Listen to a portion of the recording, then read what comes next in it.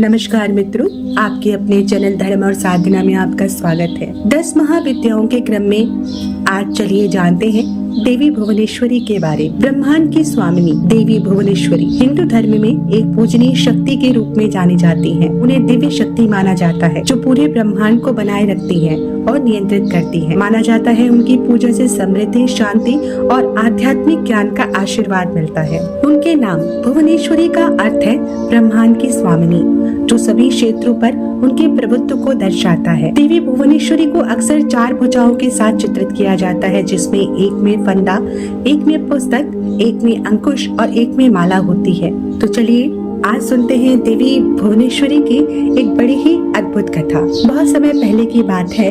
हिमालय की तराई में एक गांव में एक युवक रहता था।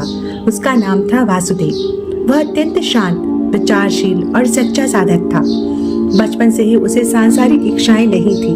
वह प्रायः एकांत में बैठकर ध्यान करता और ब्रह्म ज्ञान को खोजता। वासुदेव को बचपन में ही अपने गुरु से 10 महाविद्याओं की शिक्षा मिली थी और जब वह युवा हुआ तो उसने संकल्प लिया कि वह माँ भुवनेश्वरी की कृपा से आत्मज्ञान को प्राप्त करेगा। वह एक निर्जन वन में गया जहाँ एक पवित्र सरोवर था। उसी सरोवर के तट पर उसने माँ भुवनेश्वरी की साधना प्रारंभ की। दिन रात तप, जप और ध्यान में डूबा रहता। उसने केवल जल और फल से जीवन चलाया। महीनों बीते पर देवी के दर्शन नहीं हुए। मन में कभी कभी संशय उठता, पर उसने हार नहीं मानी। एक रात अमावस्या की घड़ी में जब वह साधना में लीन था, तब उसे एक दिव्य प्रकाश अनुभव हुआ। उसके सामने एक अत्यंत सौम्य, तेजस्वी और शांत रूप में प्रकट हुई माँ भुवनेश्वरी स्वयं। देवी बोली, वासुदेव, तुम्हारी श्रद्धा, धैर्य और समर्पण से मैं प्रसन्न हूँ। तुमने संसार की माया से ऊपर उठकर मुझे खोजा है।